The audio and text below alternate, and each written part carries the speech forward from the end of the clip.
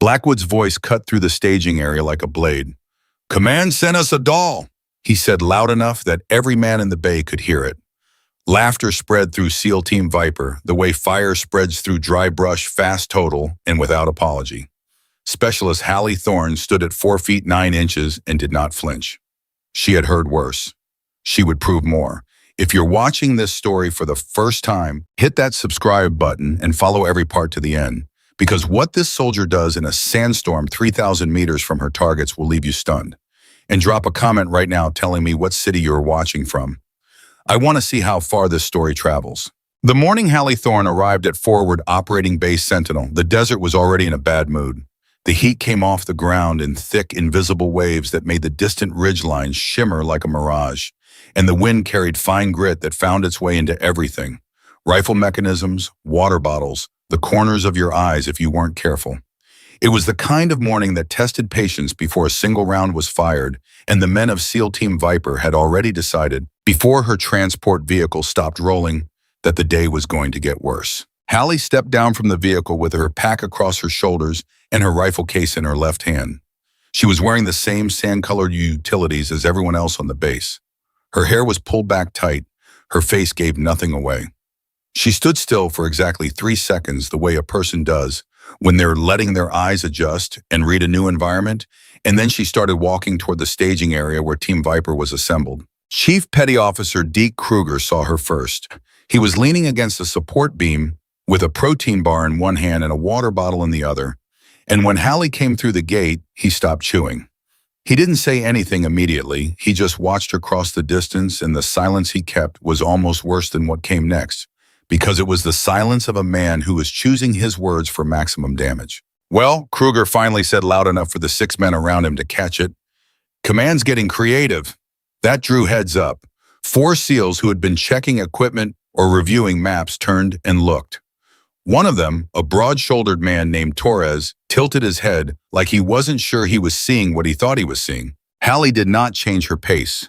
She walked directly to the equipment table, set her rifle case down with deliberate care, and began checking the log sheet for her assigned bunk assignment and briefing time. Captain Garrett Blackwood came out of the ops tent 30 seconds later.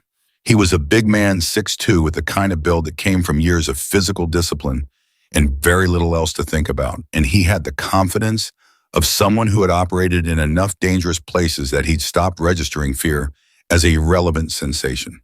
He saw Halley at the equipment table. He stopped. He looked at Kruger. Kruger shrugged. Blackwood walked over, crossed his arms, and stood just close enough to make the interaction feel like a confrontation rather than a greeting. "Thorne," he said. "Sir," she said, not looking up from the log sheet.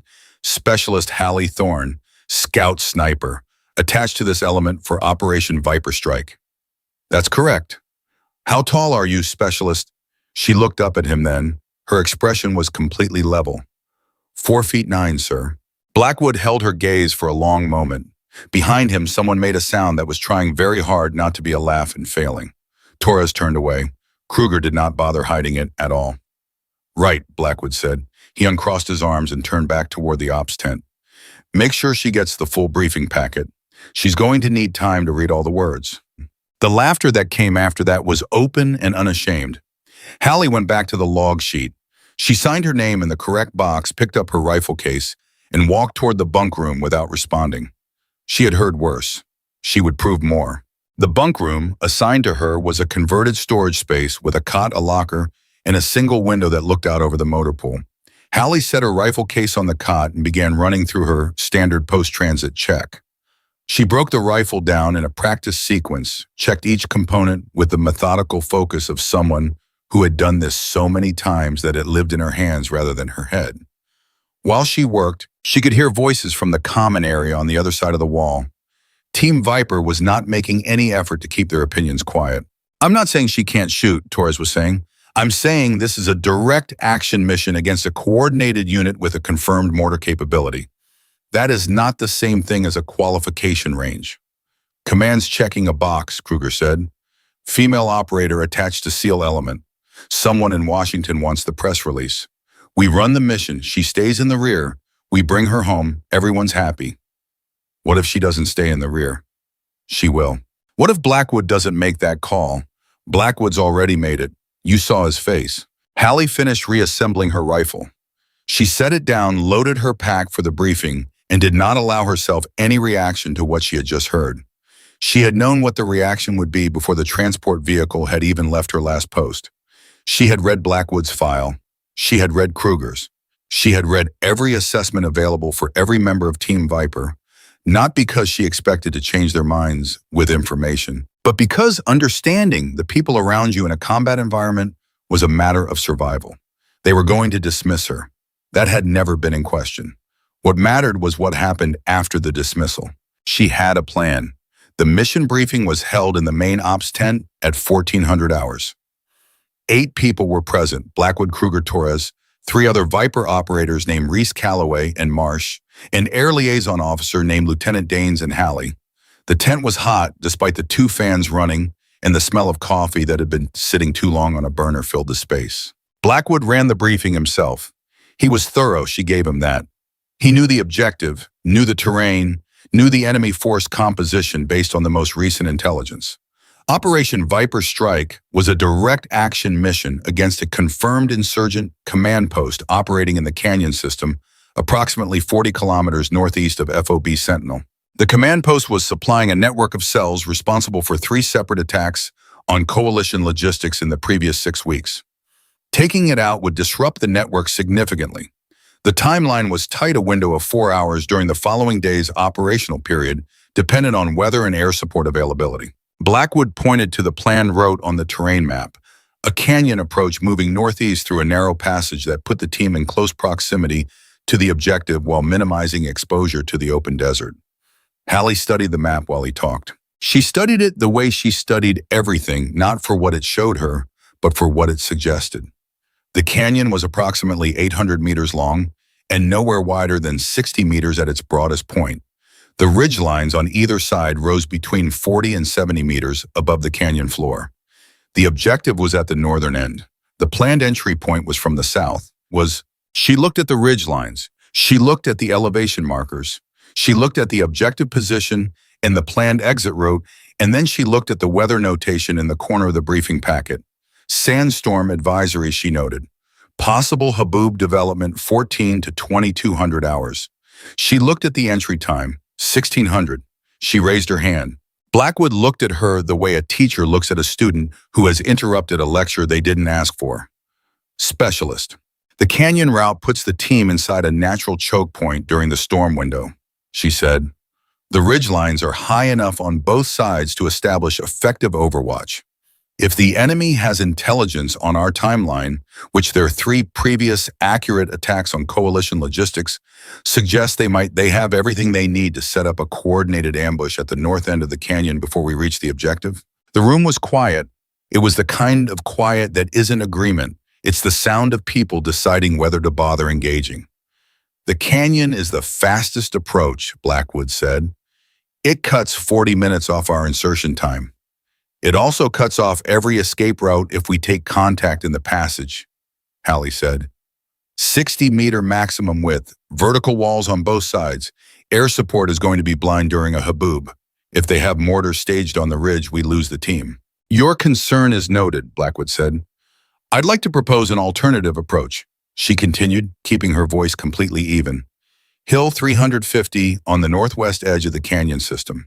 If we break formation before entry and move 1 shooter to high ground, while the primary element continues the approach you have, overwatch coverage on the entire northern ridgeline from a position that isn't inside the kill zone. Blackwood looked at her for a long moment. Then he looked at Kruger. Kruger picked up his coffee cup. We've run canyon approaches 17 times in the last 2 years, he said. Never lost a man. I'm aware of the record, Halley said. Then you know the risk assessment has already been done. The risk assessment didn't account for a weather window that eliminates air support and a possible intelligence leak. The intelligence leak is speculative. 3 accurate attacks on our logistics over 6 weeks is not speculation. It's a pattern. Blackwood put both hands on the table and leaned forward. Specialist Thorne, he said, and his voice had dropped to a register that was very deliberately patient, the way adults speak to children who have asked the same question too many times. I appreciate the tactical input. The approach stands as planned. Is there anything else? She held his gaze for exactly 3 seconds.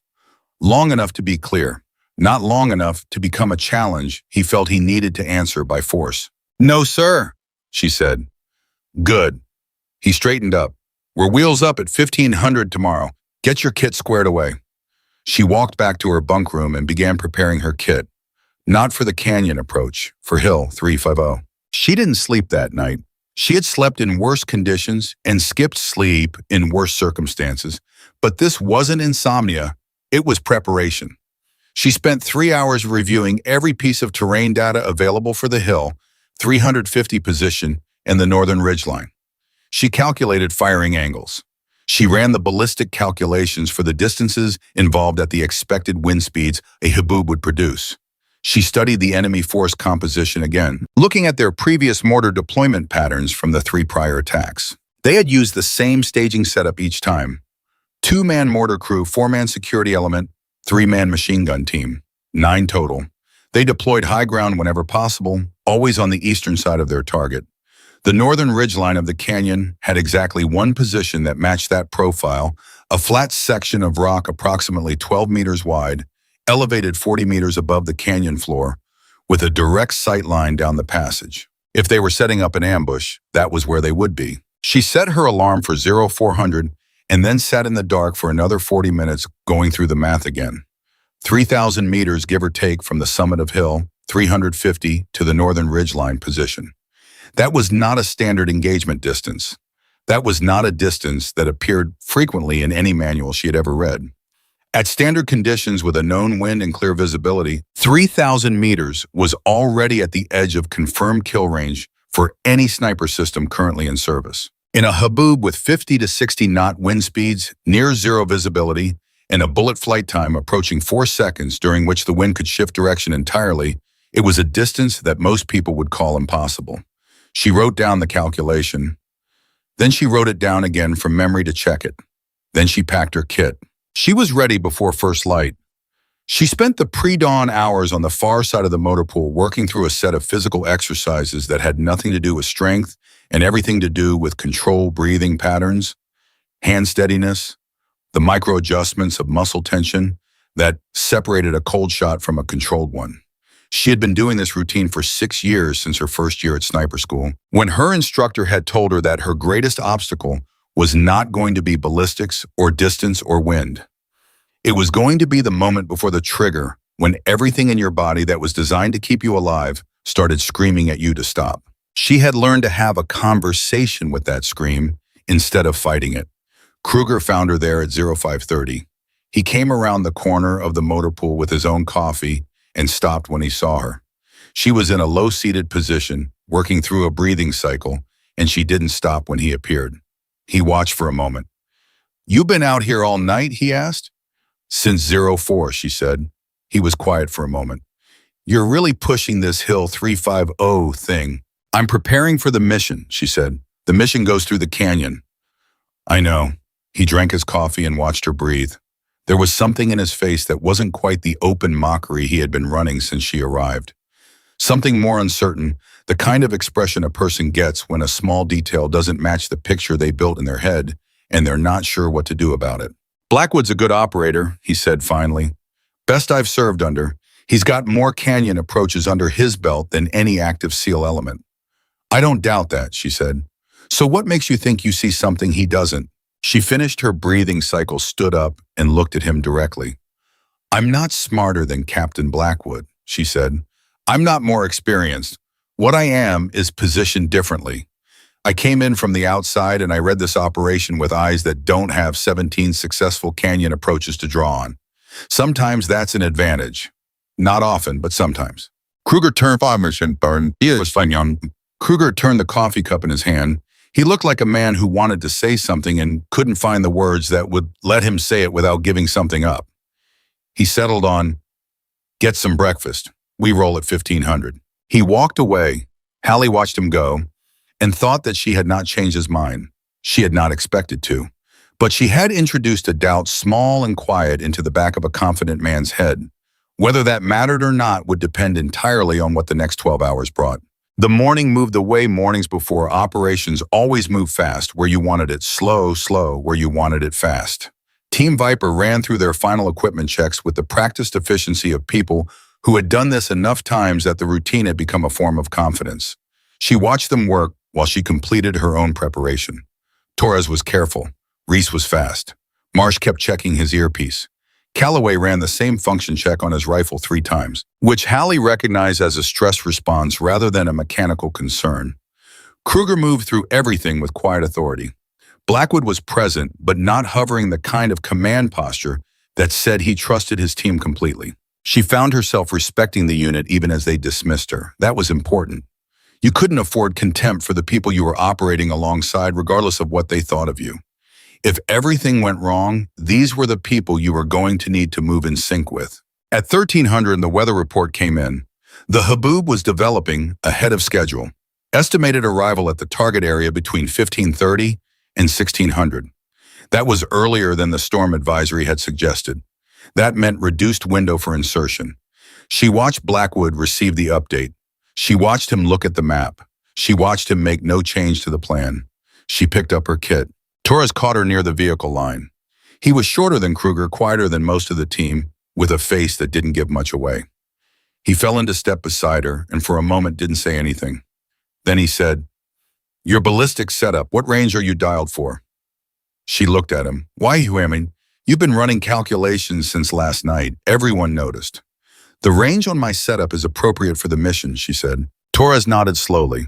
He wasn't going to push it further. She could tell he was working something out in his own head, and asking her directly was just part of the process. 3,000's a long way, he said finally. "Depends on the conditions," she said. He looked at her for another moment. Then he said, "Yeah," and went back to his vehicle.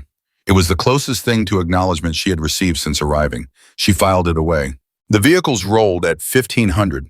The desert spread out in every direction, flat and vast and utterly indifferent, and the horizon to the northeast had already taken on the orange-brown haze that preceded a major sandstorm.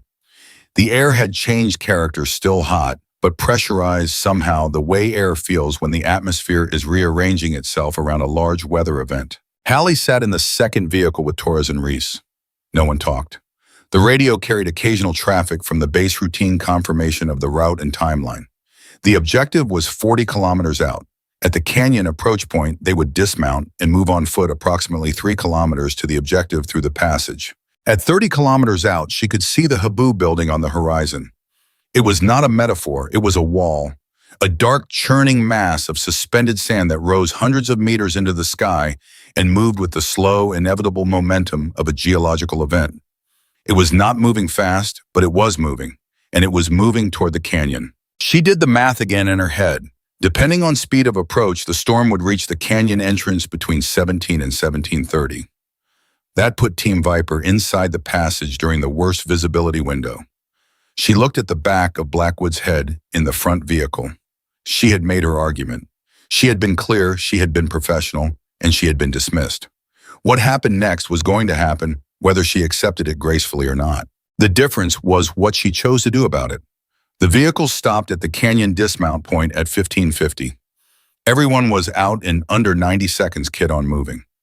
Blackwood pulled the team into a loose cluster for a final brief 30 seconds. Objectives, confirmed comms check, contingency signals, reviewed. Halley stood at the edge of the cluster and looked northwest toward the rising elevation of the terrain that led to Hill 350. The summit was visible from here, a dark shape against the orange sky, elevated perhaps 300 meters above the desert floor and approximately 800 meters from where she was standing. Blackwood gave the signal to move. Team Viper began moving northeast into the canyon. Halley looked at the canyon entrance. She looked at the sky. She looked at Hill 350. She made her decision. She turned northwest and began climbing. No one saw her break formation. That was the first thing she confirmed. Heads down, movement forward. The team had already committed to the canyon, and no one was looking back. The wind had picked up significantly in the last 10 minutes, carrying enough fine grit to sting exposed skin, and Team Viper was moving with the focused momentum of operators who had done this kind of approach enough times that they stopped second-guessing once the decision was made. Blackwood was on point. Kruger was behind him. Torres was third. None of them looked back. Halley turned northwest and climbed. The terrain going up toward Hill 350 was steep without being technical, loose rock over hard ground, with occasional formations that gave her something solid to push off against. She moved fast. Not reckless fast, but the kind of fast that eats distance without burning reserves you can't afford to spend. She had trained for this specific problem without knowing she was training for it. Every long, uphill movement in poor conditions, every load-bearing climb with a full pack and a rifle, had been building toward exactly this kind of climb on exactly this kind of timeline. She checked her watch as she moved. 15:58. The storm was going to hit the canyon no later than 17:15, based on what she could see developing to the northwest. She had approximately 75 minutes to reach the summit, establish position, and be ready. The climb itself at her current pace was going to take 40 to 50 minutes. That left her 25 minutes of margin, maybe less depending on what the wind did to her on the upper section. She climbed. Her radio was set to the team frequency, and she could hear the movement check-ins as Team Viper pushed into the canyon passage. They were clean and professional interval calls, position, confirmations, the terse language of people who communicate in minimums, because every unnecessary word is a cognitive load you can't afford. Blackwood's voice was steady. Kruger's responses were immediate. She listened while she climbed and used the sound of their voices to track their progress. At 16:12, Blackwood called the first waypoint. They were approximately 300 meters inside the canyon. Everything clear. She was 200 meters up the hillside and her lungs were working hard. The air was thicker now, the suspended sand reducing visibility to perhaps 400 meters in the direction of the storm. She kept her eyes on the ground directly in front of her and trusted her map memory for what was above. At 16:19, Torres called an interval. Still clean, the team was moving well. She cleared a rock shelf and found the upper slope of Hill 350 opening out ahead of her. The gradient decreased slightly, which let her lengthen her stride. She pushed harder. At 16:24, something changed on the radio. It wasn't dramatic. It was one word from Kruger delivered in a voice that was entirely controlled, but contained a quality she recognized immediately, the particular flatness a trained operator's voice gets when he has seen something that his training is working very hard to manage. "Hold," Kruger said. Movement on the team frequency stopped. She could hear breathing, wind interference on the transmission. Then Blackwood's voice, low and careful. "Report. Movement. Upper ridge line, north end." A pause. Could be thermal, could be rock shift. Direction. East side of the passage, 40 meters up, maybe more. Hard to read in this light. She was still climbing. Her legs were burning. She did not slow down. Blackwood's voice came back on. "Maintain pace. Eyes up. Callaway, rear security." "Copy." She pressed her watch. 16:26. The summit of Hill 350 was approximately 120 meters above her current position.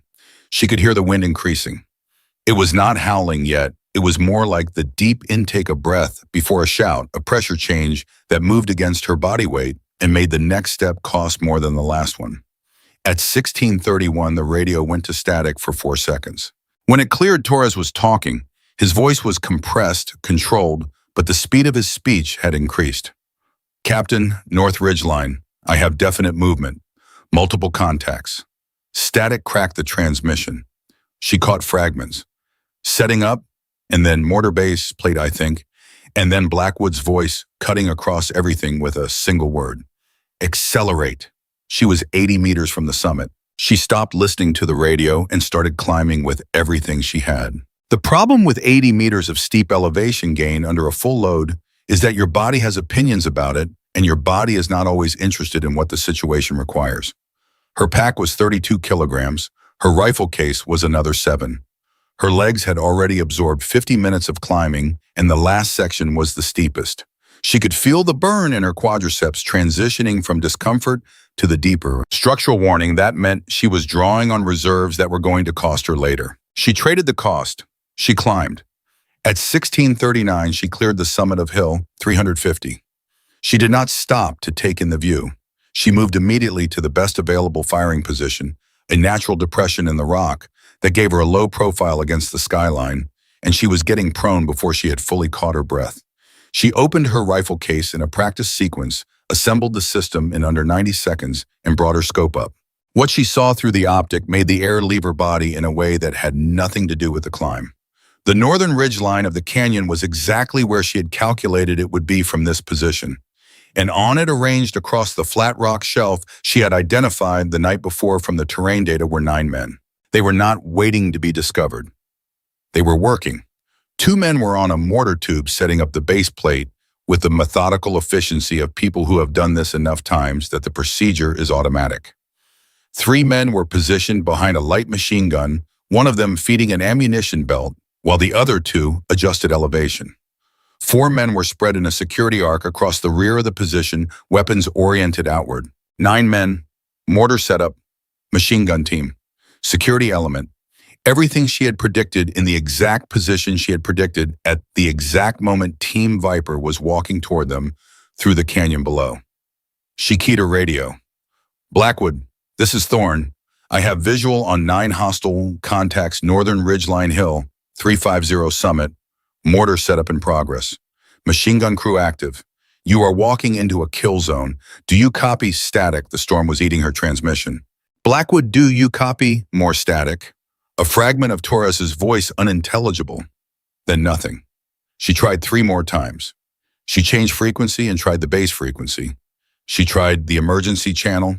She got fragments on one transmission, something that might have been Kruger's voice saying something that might have been her name, and then the storm closed around the signal completely, and the radio gave her nothing but white noise. She looked through the scope. The mortar crew was almost set up. She calculated the distance in real time. The scope's ranging system confirmed what she had estimated the night before. 3,040 meters to the center of the enemy position, 3,060 to the mortar setup, 3,020 to the machine gun crew. A span of perhaps 40 meters of lateral spread across the full position. At this distance, with the current wind, a standard shot required a lateral hold of approximately 18 to 22 meters. The bullet flight time at this range was between 3.8 and 4.2 seconds, depending on muzzle velocity consistency across the barrel temperature. During those 4 seconds, the wind could shift. The target could move. The sandstorm turbulence could introduce a variable that no calculation could predict. She had to decide, not whether to shoot. That decision had already been made before she started climbing, when she had packed her kit for Hill 350 while the rest of the team was sleeping. The decision she had to make now was sequencing which target first and how fast. The mortar crew was the primary threat. If they got rounds in the tube, Team Viper was dead. The canyon walls would focus the blast pressure, there was no cover on the floor, and a mortar team that knew the approach route could walk rounds down the passage faster than the team could reverse out of it. She put the mortar base plate operator in the center of her reticle. The wind gusted hard and swung the scope image left. She held with it, breathing through the movement, keeping the reticle on the target by reading the gust pattern rather than fighting it. At 16:43, she pressed the trigger. The shot broke. She immediately cycled the bolt and went back to her scope, tracking the impact zone. At this distance, it took almost 4 seconds to know if she had connected. Those 4 seconds were the longest interval she had ever experienced. She held her breath, not for discipline. She was past the point where breathing affected the shot, but because she was genuinely not breathing. The mortar operator went down. She was already moving to the second target. The surviving mortar crew member did not run. He dropped behind the base plate and looked around him, trying to identify the source. At 3,000 meters in the early edge of a sandstorm, with the sound of her shot absorbed by the wind, he had no reference point. He was looking at the canyon floor. He was looking at the ridgeline. He was not looking at Hill 350 because nothing about his training told him to look there. She put him in the reticle. The wind had shifted 3 degrees left from the last shot. She adjusted. She breathed. She pressed. Second shot. 3.9 seconds. He went down. 2 of the 9. The machine gun crew had heard something now, not the shot, but the fall of the second man. One of them was on his feet scanning. The other 2 were repositioning behind the gun, swinging it in the direction of the canyon below, which meant they still didn't know where she was. She engaged the gunner first. He was moving, which meant she had to lead him. Calculate not just the distance in wind correction, but also the lateral displacement of a walking human target across 4 seconds of bullet travel. The calculation was the kind of thing that happened below the level of conscious thought after enough training. Her hands moved to where the calculation said they needed to be. She pressed. Third shot. The gunner stopped moving. The other two members of the machine gun crew finally did what she had hoped they wouldn't. They scattered in opposite directions instead of staying together. That meant two separate solutions, two separate adjustments, and a time gap between them during which the security element was going to start understanding what was happening. She tracked the man moving right. Wind was shifting again, the edge of the haboob arriving at the ridgeline, now the air visibly thickening through the optic. She was already at the edge of what the scope could resolve. In another 10 minutes, this shot would be impossible. She pressed the trigger on her fourth round. The man went down. She swung left for the fifth, the second machine gun crew member, and lost him in a gust of sand that briefly whited out the scope image. She held position. The gust dropped. She found him prone now behind a rock formation, trying to make himself small. Prone targets at 3,000 meters required a different hold. She adjusted. Fifth shot. He did not move after. 5 of 9. 4 minutes elapsed. The storm was arriving. The security element had finally oriented on Hill 350. She could see through the scope that two of them were pointing in her direction. Not with weapons, just pointing, communicating to the others. The information was spreading through the 4 remaining men. They knew where she was. They could not see her well enough to engage at this distance, not in the deteriorating visibility, but they were going to try. She saw 2 of them bring weapons up. Their effective range was 300 meters. She was 3,000 away. Their rounds would not reach her in any controlled way. But they were going to fire anyway because that was what people did when they were afraid and had weapons in their hands. She did not have the luxury of being annoyed by it. She picked the man who appeared to be leading the remaining element, the one the others were orienting on for information, and put him in the reticle. The wind was now gusting to what she estimated at 55 knots. The scope image was swimming. Suspended sand particles were accumulating on the objective lens. She blinked her right eye clear of grit, repositioned her cheek weld, and read the gust. In every storm, there were rhythms. Even haboobs had patterns within the chaos. Brief intervals of relative stillness between gust gaps of 2 to 4 seconds, during which the wind held a more consistent direction before it shifted again. She had been tracking the pattern since arriving on the summit. She waited for the gap. 3 seconds. Wind held. She pressed. 6th shot. The leader went down.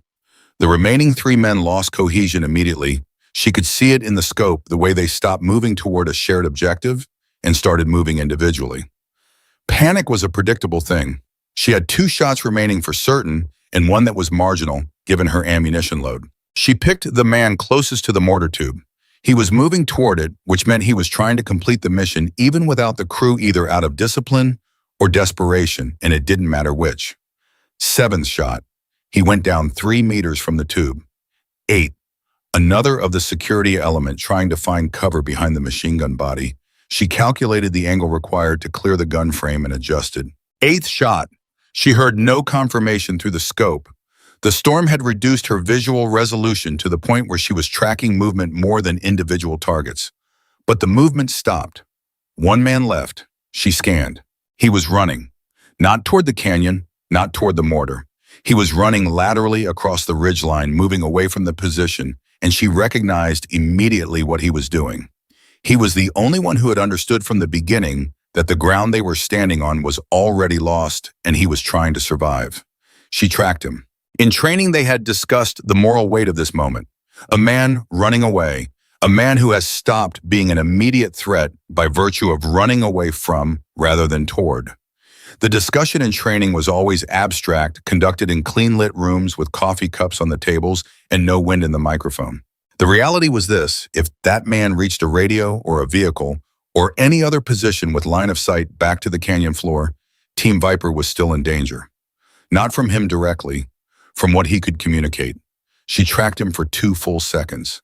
She pressed the trigger. 9th shot. The ridgeline was still. She did not celebrate.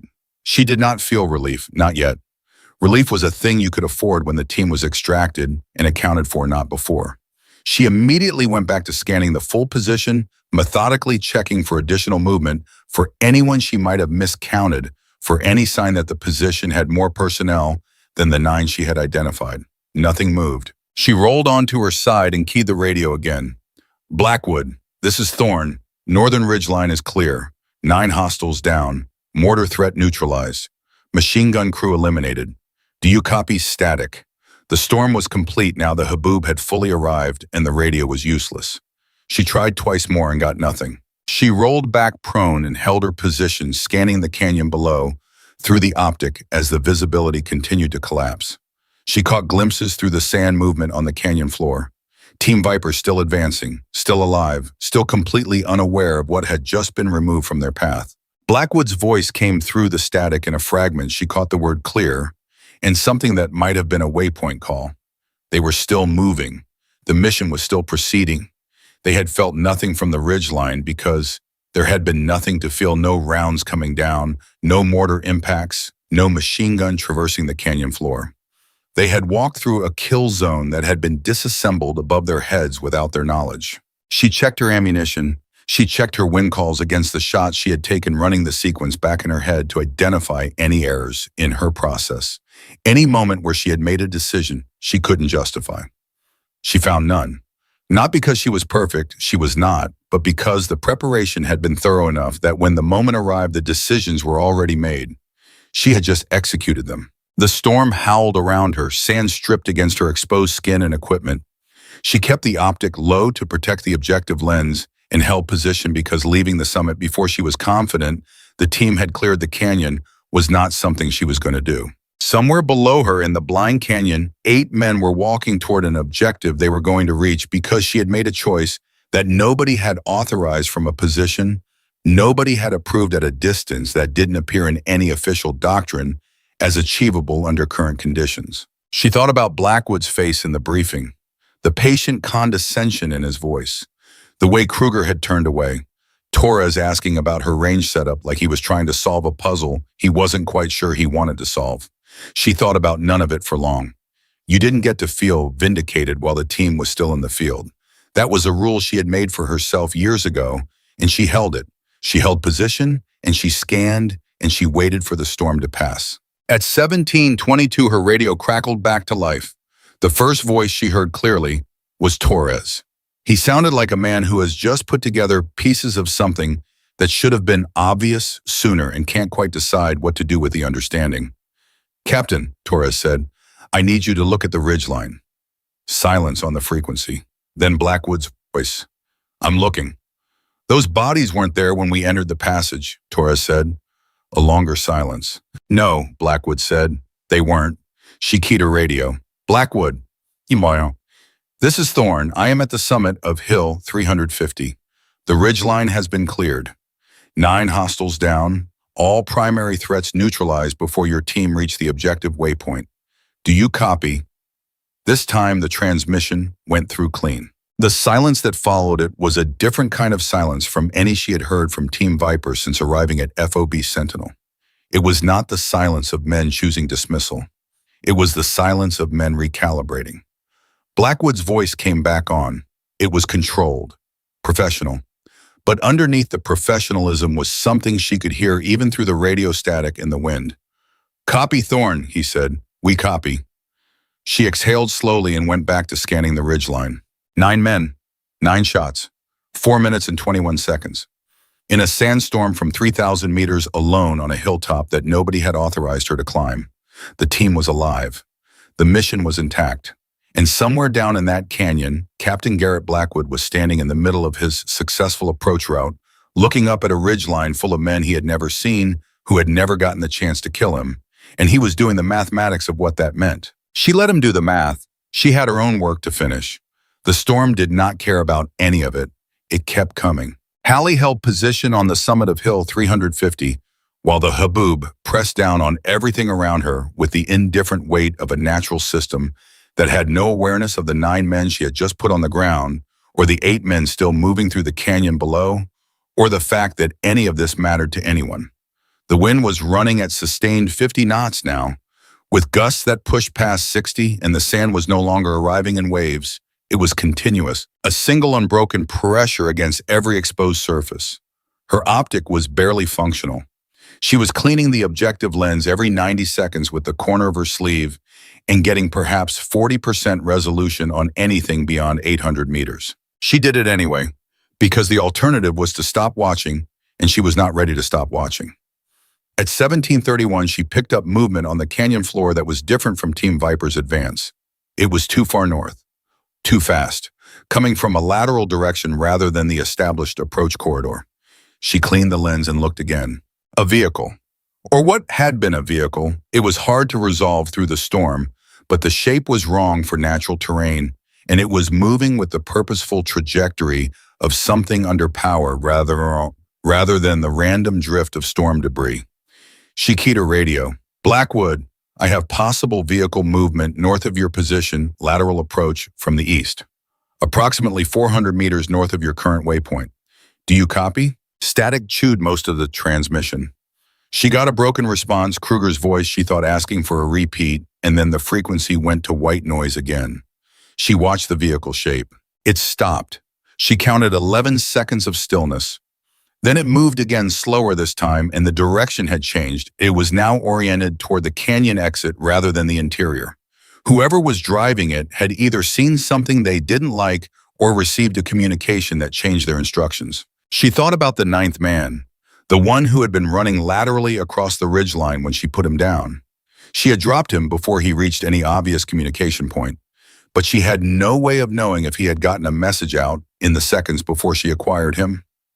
4 seconds of burst transmission was enough to tell someone at a vehicle that the ambush position had been compromised, which meant the vehicle was not a rescue element for the ambush team. It was a reaction element. Someone had known quickly enough to redirect the vehicle away from an already lost position and toward the canyon exit, which was where Team Viper was going to come out. She was already calculating the distance to the vehicle when it stopped again, and she lost it in a gust that reduced her effective visibility to under 200 meters for approximately 45 seconds. When the gust dropped, the vehicle was gone. Not destroyed, not disabled. Gone, moved in a direction she could no longer track during a visibility gap she couldn't do anything about. She felt the first real spike of cold fear since arriving on the summit. Not for herself, for the team. Blackwood, she transmitted. Vehicle contact lost. Last position approximately 400 meters north of your exit point. Possible reaction element moving toward canyon exit. I say again, possible hostile vehicle at your extraction route. Do you copy? This time the static cleared enough for a full response. Blackwood's voice came through. He sounded like a man who is receiving information that is changing the shape of the problem he thought he was solving and managing that change without letting it become panic. Copy, Thorne. We copy the vehicle warning, continuing to objective. What's your status? Summit of hill 350, ridgeline still clear. Radio is degrading with storm. I'm going to lose comms in the next few minutes. Understood. A brief pause. Thorne? Sir? Good work. She did not respond to that. There was nothing to say to it that wasn't either too small or too large for the frequency. She went back to scanning. At 1744, the radio died completely. Not static, complete silence, the kind that meant the atmospheric interference from the haboob had finally exceeded what the system could push through. She tried 3 frequencies, all silent. She clipped the radio to her kit and accepted the situation for what it was. She was alone on a hilltop in a sandstorm with no communications approximately 40 kilometers from base, with a rifle that had 9 fewer rounds than it had started with, and a team she could no longer see, hear, or reach. She breathed through the calculation of her options. Going down the hill was one option, rejoining the team on the canyon floor. But descending in the current visibility meant losing the elevated position that was her only tactical advantage. And if the reaction vehicle was moving toward the extraction route, she needed line of sight on that route more than she needed to be standing next to people who still weren't entirely sure what she was doing there. She stayed on the summit. At 1758, she heard gunfire. It came from the north, from the direction of the objective, which meant Team Viper had reached the command post and initiated the assault. She listened to the character of the fire. It was mixed multiple weapons, short controlled bursts from the direction she associated with the team, answered by heavier, less disciplined fire from a fixed position. The assault was meeting resistance. That was expected. The command post was confirmed to have a security detail. What was not expected was the second set of weapons that opened up approximately 90 seconds after the initial contact. This fire was coming from a different direction. Further east. Moving. The reaction vehicle had not been running away. It had been repositioning. She had maybe 45 seconds to process what that meant before the math completed itself. The vehicle had come around the eastern edge of the canyon system and was now providing flanking fire on Team Viper's assault position from a direction the team had not prepared for. The command post security was holding the front. The vehicle was hitting the flank. The team was caught between two fires. She was looking at approximately 2,800 meters to the eastern position, shorter than her previous shots, still at the edge of achievable in the current conditions against a moving target she could barely resolve. She did not spend time arguing with herself about it. She moved to the best available angle on the eastern position and went prone. The vehicle was visible as a shape, not a clear target, but a shape approximately 2 kilometers east and 400 meters below her elevation. She could see muzzle flash from the vehicle's mounted weapon system, a heavy machine gun she estimated based on the rate and weight of the fire. There were 2 human shapes near the vehicle, maybe 3. She ranged the clearest muzzle flash signature, 2,780 meters. At this range, with the wind at its current speed and direction, she needed to hold approximately 14 meters left and calculate a drop correction that accounted for the angle difference from a downhill shot versus her previous level-to-level engagement. Downhill shots shortened the effective distance by a function of the angle she was shooting down at approximately 12 degrees, which reduced the ballistic arc just enough to require a lower hold than the raw range suggested. She built the solution in her head, checked it, built it again. The gunfire from the east position was intensifying. She could hear in the pattern of Team Viper's return fire that they were under real pressure. The intervals were shorter, the responses faster, the rhythm of a unit that is managing a problem rather than controlling a situation. She put the muzzle flash in her reticle, held 14 meters left, and adjusted for angle, breathed, and waited for a gust to pass. The gap came at 1806. She pressed. The muzzle flash stopped. She cycled immediately and acquired the second shape near the vehicle.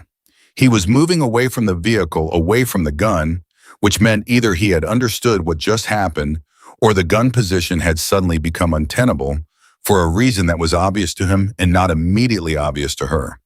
She pressed on the second shape. He stopped moving. 2 shots, 2 contacts. The vehicle's weapon system went silent. The gunfire in the area of the objective continued for another 4 minutes. Then it reduced. Then it stopped. The sudden absence of it was its own kind of loud, the ears filling in the silence with the ghost of what had been there. She scanned the entire sector methodically, starting at the objective and sweeping east, then north, then back to the ridgeline. Nothing moving. The storm was the only thing alive out there. At 1814, a voice came through on the radio that she had assumed was dead.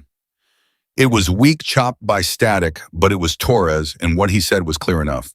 Objective secured. Viper 6 is down. Repeat, Viper 6 is down. We need extraction. Viper 6. Blackwood. She was moving before she finished processing it, breaking down her rifle and stowing it in a sequence that was automatic enough that her hands did it while her mind was running the extraction math. Blackwood was down. She did not know the severity. Torres's voice had been controlled, but the speed of it told her it was serious enough to call before the objective was fully cleared. She had to get down the hill. The descent was harder than the climb in the storm conditions. The reduced visibility made footing uncertain. The wind was pushing against her lateral movement, and her legs had absorbed enough workload by this point that they were operating on reserves rather than capacity. She moved carefully fast, which was slower than she wanted and faster than was fully safe. She fell once 20 meters below the summit, going over an unseen rock edge and hitting the slope hard on her right side. She was up in 3 seconds. She assessed the damage while moving right hip, bruised or worse, but functional and no structural compromise to her mobility. She adjusted her pack weight and kept going. At 1827, she reached the canyon floor. The team was not at the extraction point, yet they were still coming out of the north end of the passage, and she could hear them before she could see them in the storm. She positioned herself at the canyon exit and waited. Kruger came through first. His face was stripped of everything she had seen there since her arrival. No mockery, no performance, no practiced indifference. He looked like a man who has been in a fight and knows exactly how close the margin was. He saw her and stopped, just for a second. Then he kept moving and said, "Flank position, east side, you take that out." "Yes," she said. He nodded once. It was a very small nod, but it was not the nod of a man conceding a point he's going to revisit later. It was the nod of a man who has updated his understanding of something and is not going to argue with the update. Torres came next, then Reese, then Calloway, and Marsh moving together because they were carrying someone between them. Blackwood. He was conscious she could see his eyes tracking, but his left leg was wrong, the angle of it telling the story before Torres said anything. Took a ricochet off the command post wall, Torres said, coming up beside her. Femur, we think. Maybe the joint. He's losing blood, but it's controlled. How far to the vehicles? She asked. 3 kilometers south. The storm's going to make it. What's our extraction timeline? She cut across. If we can get a radio signal out once we clear the canyon, maybe 40 minutes for a bird. An hour if the storm grounds them. Then we walk 3 kilometers and we get the signal out, she said. What do you need from me? Torres looked at her, really looked at her in the way that people look at someone when they're reconciling 2 different versions of the same person and realizing one of the versions was never accurate. Take point, he said. You know this terrain better than any of us right now. She moved to the front of the element and they started south. The walk through the storm was the hardest physical thing she had done since arriving in the desert, and she had just climbed a mountain under load. The difference was that on the mountain, she had been moving alone and could calibrate entirely to her own capacity.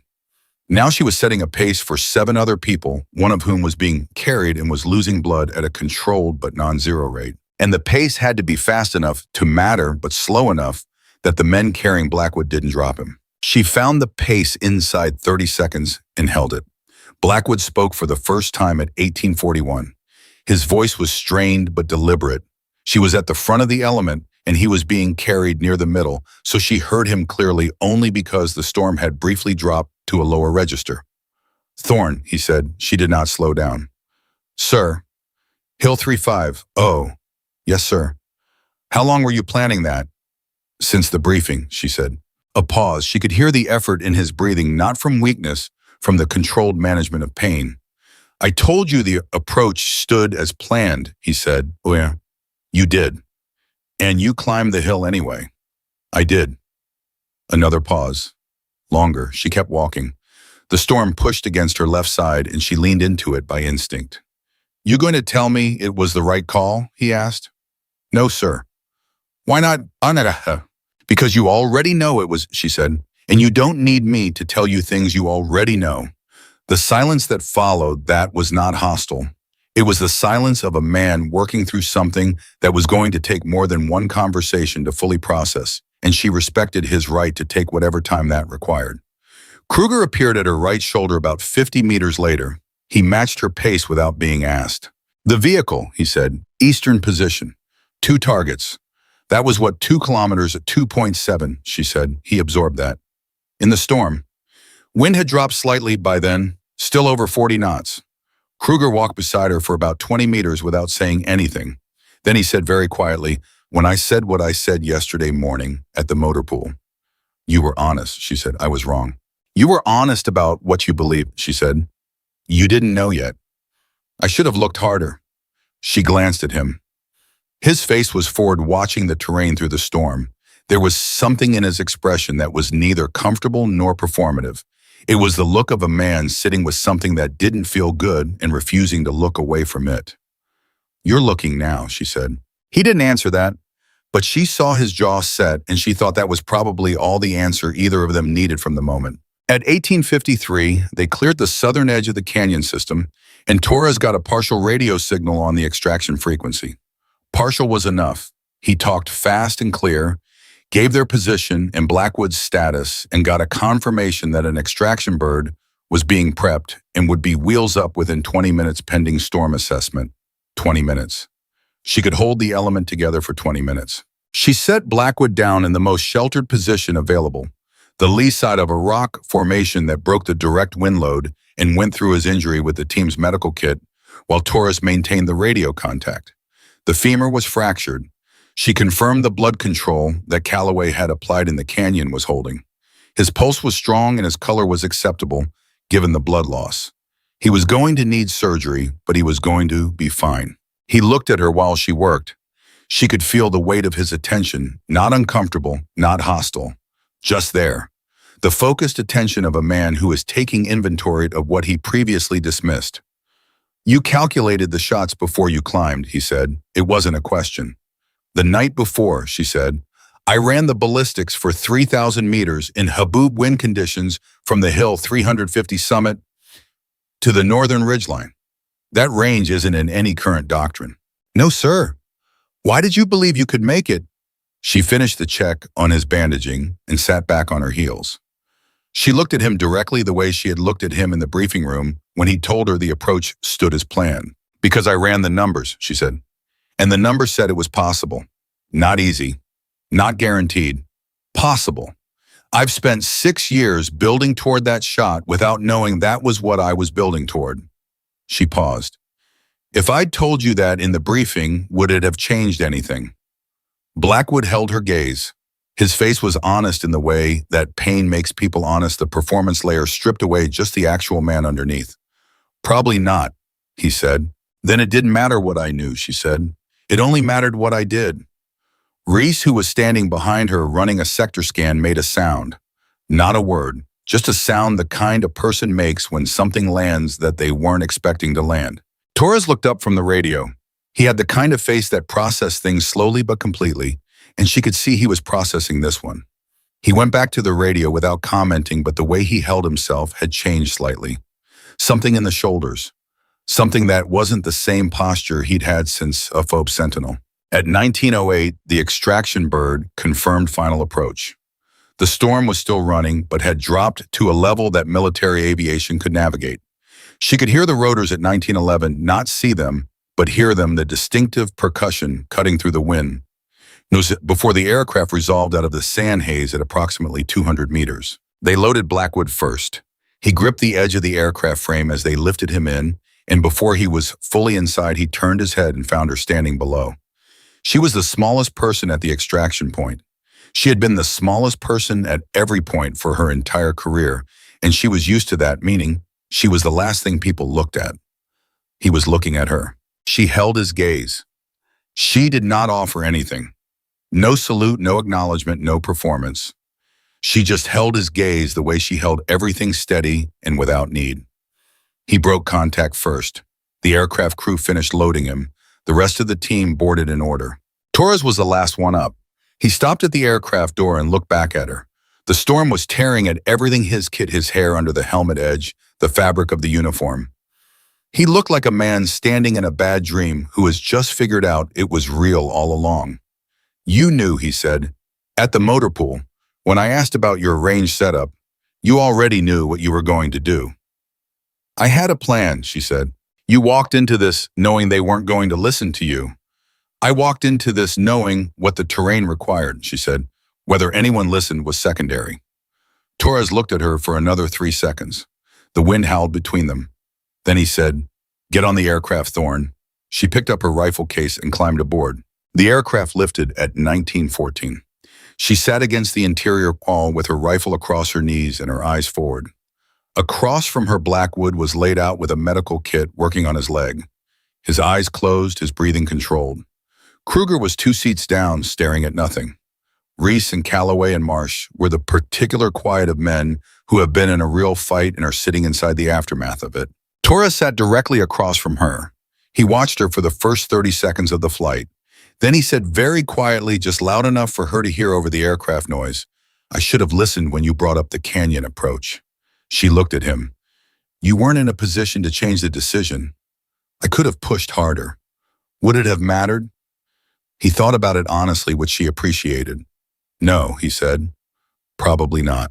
"Then you did what you could with what you had," she said. "Same as me." He nodded, slow, settled, like a man accepting the weight of something rather than putting it down. She looked out the small window at the storm below the haboob, spreading across the desert in every direction, brown and enormous, and completely unconcerned with the mathematics of what had just occurred inside it. 9 men on a ridgeline, 2 more at a vehicle, 11 shots total, a team of 8 alive because she had climbed a hill nobody told her to climb and made calculations that nobody believed were achievable. The aircraft climbed above the worst of the storm layer, and for a moment the air cleared and she could see the desert spread out below in the last light of the day, vast and flat, and stripped of every detail that made it feel personal. She felt the pain in her right hip for the first time since the fall. She had been moving fast enough and working hard enough that the body had been suppressing it. Now, in stillness, it arrived. She did not react to it outwardly. She breathed through it and adjusted her position by 2 degrees and let the aircraft carry her back toward a base where 24 hours ago, men had laughed at her for being 4 feet 9 inches tall. She thought about what was going to happen when they landed. The debrief, the questions, the formal accounting of unauthorized position, unsanctioned engagement, shots fired outside the mission parameters, fire discipline exceptions, rules of engagement, compliance review. She was prepared for all of it. She had been prepared for all of it since before she packed her kit. What she had not been prepared for, what she was sitting with now in the aircraft noise and the pain and the particular exhaustion that follows maximum effort, was the look on Blackwood's face when he had said her name from the extraction point. Not the look of a commander assessing an asset, the look of a person seeing another person, fully, without the filter of what he had decided she was before she had a chance to show him anything different. She had not expected that to mean as much as it did. She looked at her hands resting on the rifle case. Steady. The same hands that had held the trigger on a storm-blurred target 3,000 meters away, and found stillness in the chaos because the preparation had been real, and the calculation had been honest, and the decision had been made long before the moment required it. She closed her eyes, not to sleep, just to be still for the first time since she had turned northwest at the canyon entrance and started climbing. The aircraft carried them home through the dying storm. They landed at FOB Sentinel at 1947. The storm had dropped to a trailing edge by the time the aircraft touched down, still blowing, still pushing sand against every surface. But the worst of it had passed north and the base was operational again. Ground crew was waiting with a stretcher for Blackwood. Medical was standing by. The debrief team was visible near the ops building. 2 officers with tablets, in the particular posture of people who have been waiting with the questions they consider urgent. Halley was the last one off the aircraft. She stepped down onto the tarmac, and her right hip told her immediately that the fall on the descent had done more than bruise. She absorbed the pain, adjusted her weight distribution, and kept her face neutral. There would be time for a medical assessment after the debrief. She was not going to walk off an aircraft limping in front of everyone who had spent the previous 30 hours deciding she was decorative. Blackwood was already on the stretcher, already moving toward the medical bay, but he turned his head as they carried him past her and said 2 words, not loud, not for the debrief team or the ground crew or anyone else. "Well done," he said. She did not look after him when they carried him away. She picked up her rifle case and walked toward the ops building. The debrief started at 2015. The room was a standard after-action configuration long table overhead light, 2 officers from the operational command element she had not previously met, and a recording system running in the corner. Torres was present. Kruger was present. The rest of Team Viper was either in medical for minor treatment or had been cleared and dismissed to quarters. Halley sat at the end of the table with her kit beside her chair and her rifle case on the floor by her right foot. The senior officer, a lieutenant colonel named Haskell, opened the session without preamble. "Specialist Thorne," he said, "at approximately 1550 hours, you broke formation from the primary mission element and moved independently to an unsanctioned position at the summit of Hill 350. Is that correct?" "Yes, sir," she said. "You did this without authorization from the element commander. Captain Blackwood's plan did not include the Hill 350 position. I made an independent decision to occupy it." "An independent decision." Haskell looked at the tablet in his hand. "You then engaged 11 enemy combatants across 2 separate contact events at ranges between 2,700 and 3,060 meters during a Haboob event with wind speeds exceeding 50 knots. Is that a fair characterization?" "Yes, sir." Haskell set the tablet down. He looked at her with the careful expression of a man who has been in the military long enough to know that the rules exist for reasons, and that the reasons sometimes produce outcomes that the rules weren't designed to handle. "Walk me through the decision to break formation," he said. She walked him through it, methodically, without embellishment, without apology. The terrain assessment, the weather analysis, the intelligence pattern she had identified from the 3 prior attacks, the canyon vulnerability, the proposed alternative that had been dismissed in the briefing, the decision to prepare the hill. 350 Kit regardless the moment at the canyon entrance when she turned northwest instead of northeast. Kruger, sitting 2 seats down, did not move during any of it. Torres was watching her with an attention that had no performance in it, just a man listening to a full accounting of something he had been present for but had not fully seen. "You made a unilateral decision to operate outside your assigned position," Haskell said when she finished. "Yes, sir." "You understand that constitutes a breach of mission protocol?" "Yes, sir." "And you're not disputing that?" "No, sir." Haskell looked at her for a long moment. "Is there anything you want to add to the record before we continue?" She considered it, not the question. She had been considering this since the moment she had closed her eyes and sat in the noise. What she said now was going to shape not just her own future, but the formal record of what had happened out there. She had one chance to put it in the right frame. The 9 contacts on the northern ridgeline had a complete mortar setup and a light machine gun in position, she said. They were staged at the only ridgeline position that provided effective coverage of the full canyon passage. Team Viper would have entered the kill zone at approximately 1710 during peak storm conditions, with air support unavailable and comms degraded. The reaction vehicle that engaged the team from the east at approximately 1806 was a secondary element. Combined, those threats represented a coordinated ambush that would have killed or critically wounded the majority of the Viper element before they reached the objective. She paused. The mission succeeded. The team came home. I understand that I broke protocol to make that happen, and I accept whatever determination this debrief produces. But the record should reflect what the alternative was. The room was quiet. Haskell looked at Torres. Torres looked back at him and gave a single nod, small, unambiguous. Haskell wrote something on his tablet. Then he looked back at Halley. "The record will reflect everything," he said, "including what you just said." The debrief continued for another hour. She answered every question with the same precision she had brought to the shots, clean, complete, no gaps. When they got to the ballistics of the long-range engagements, the second officer, a major named Price, stopped her twice to ask her to repeat the numbers. Not because he didn't believe them, because he was confirming them against whatever reference he had in front of him, and the confirmation kept coming back with the same answer. Torres spoke once during the debrief unprompted. He said, "I want the record to show that Specialist Thorne's assessment of the canyon vulnerability was presented in full during the mission briefing and dismissed by command authority. That is not a criticism of Captain Blackwood's decision. It is a contextual fact that matters for the record." Haskell looked at him. Noted. The debrief closed at 2140. Haskell told her the formal determination would be issued within 72 hours, and that she was confined to base pending that outcome. She acknowledged. She picked up her rifle case and walked to medical.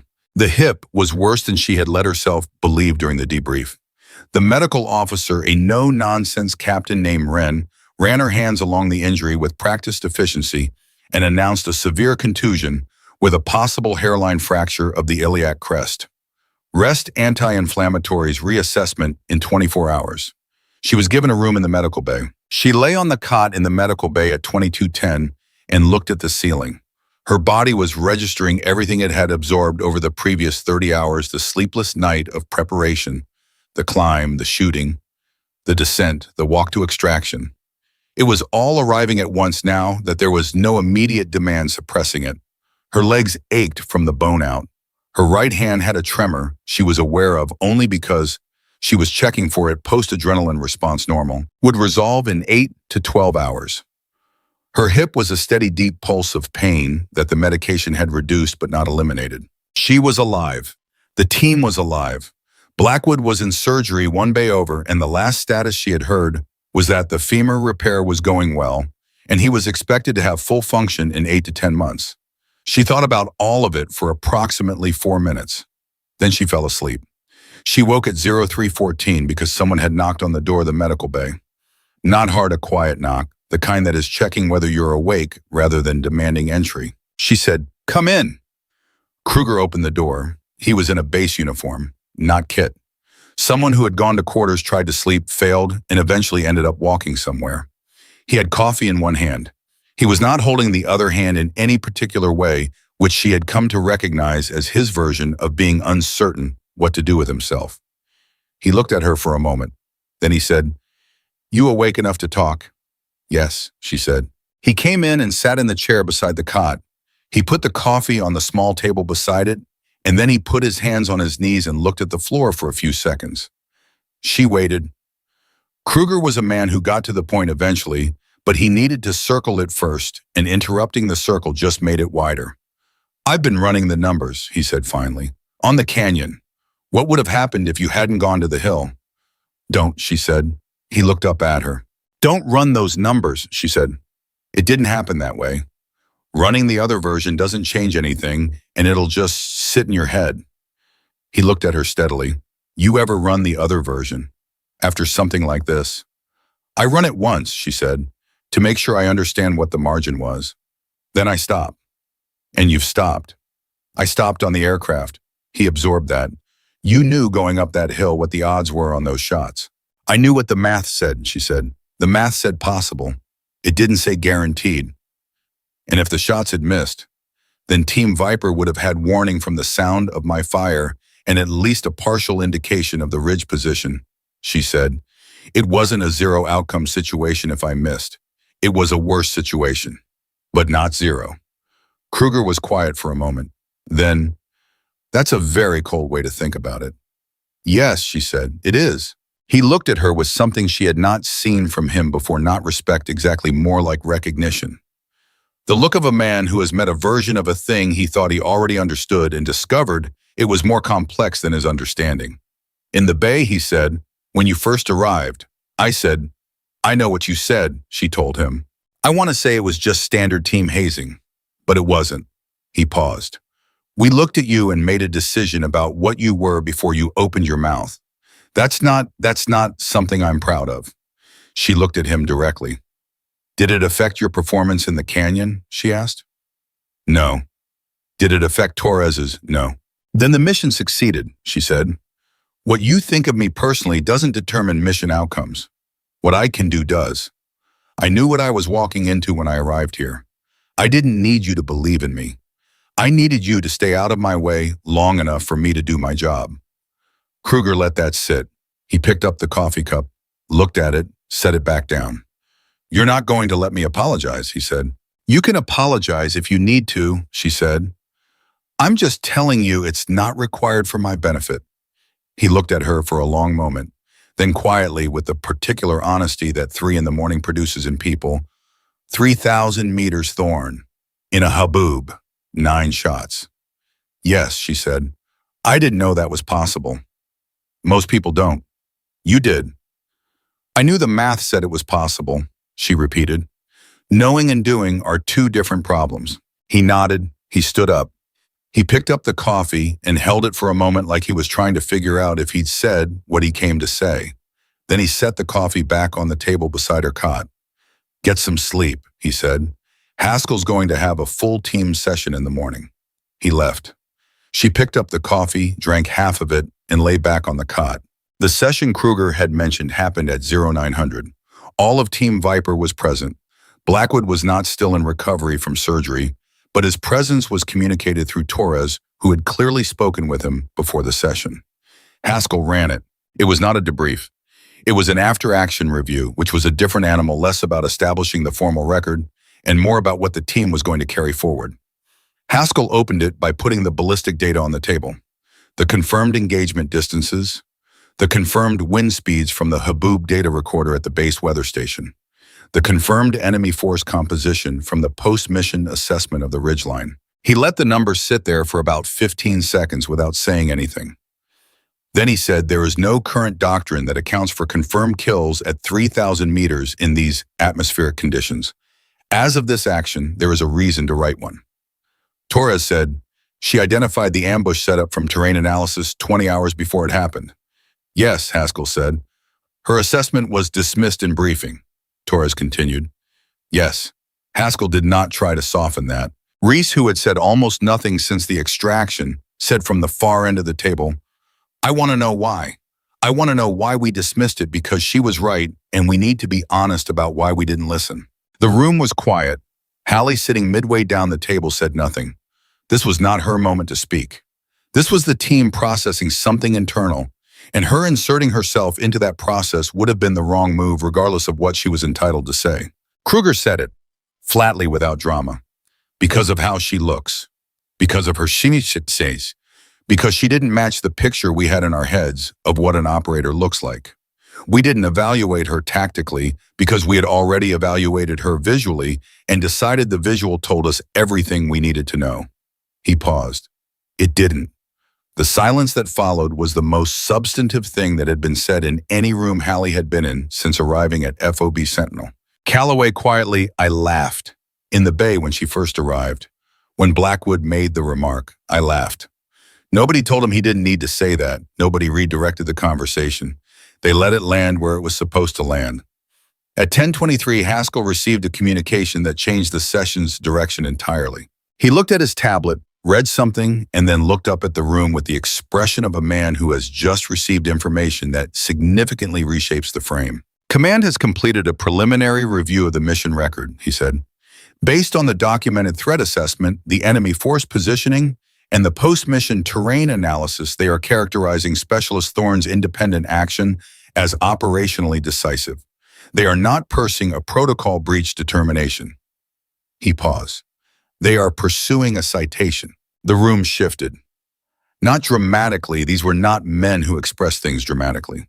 But the quality of the air changed the way it changes when a weight that everyone has been aware of is quietly removed. Halley did not react visibly. She had told herself on the aircraft that she was prepared for whatever the debrief produced. She had meant it both ways, prepared for consequences, prepared for clearance. Either outcome had been something she could absorb. She absorbed this one with the same steadiness she had brought to everything else. Torres looked at her from across the table. He said very simply, good. Reese said it too. Then Calloway. Then Marsh. Just the word each of them like they were signing their names to something. Kruger said nothing, but he met her eyes across the table and held them for a full 3 seconds, and what she saw in his face was the complete absence of everything that had been there when she arrived. No performance, no armor, just a man clear-eyed looking at another person he had underestimated and being honest about it without looking away. She looked back at him the same way. At 11:05, she was cleared to leave the session. She walked back to the medical bay, picked up her kit, and went to her bunk room. The converted storage space with the cot and the locker and the window overlooking the motor pool. She sat on the cot and set her rifle case on the floor and looked at the window. The storm had fully passed. The desert outside was still the way. Desert is still, after a major weather event, cleaned and quiet and absolutely indifferent to whatever had occurred during the disruption. The ridgeline on the far edge of the base perimeter was sharp in the morning light. Clear. Definite. She thought about the morning before the mission. Sitting on the far side of the motor pool in the dark, running her breathing cycle, and Kruger coming around the corner with his coffee and watching her with an expression that was starting to crack, but hadn't fully broken yet. She thought about the canyon entrance, the 3 seconds she had stood there looking at the canyon, then at the sky, then at Hill 3. Oh. The decision that was already made before she consciously registered making it. She thought about 9 targets, 11 shots, 1 fall, 1 radio that died at the worst possible moment, and a team that was alive because she had turned northwest when everyone else turned northeast. There was a knock at the door. Come in, she said. It was Torres. He came in and stood near the door in the way that men stand when they have something specific to say and are going to say it without making a production of it. Blackwood wants to see you, he said. When you're ready, medical bay. Is he cleared for visitors? He was asking for you before he was fully out of recovery, Torres said. I'd call that cleared enough. She stood up. Her hip protested but functioned. She picked up nothing, no kit, no rifle, just herself, and followed Torres out of the bunk room toward the medical bay. They walked through the base, and something was different. She noticed it before she could name it, the quality of the attention from the people they passed. Not the dismissive glances of the previous day, not the ostentatious non-looking of people who have decided you are not worth their attention. Something else. A groundswell specialist at the vehicle line turned to watch her pass. 2 operators near the comms building, people she had never spoken to, nodded when she came by. Word had moved through the base, the way word always moved through military installations. Fast, detailed, slightly distorted at the edges, but accurate at the center. She had taken 9 shots at 3,000 meters in a haboob and kept a SEAL team alive. People knew. She did not change her pace or her expression. She walked the same way she always walked. Torres held the medical bay door for her mother. She went in. Blackwood was in the second bed on the right.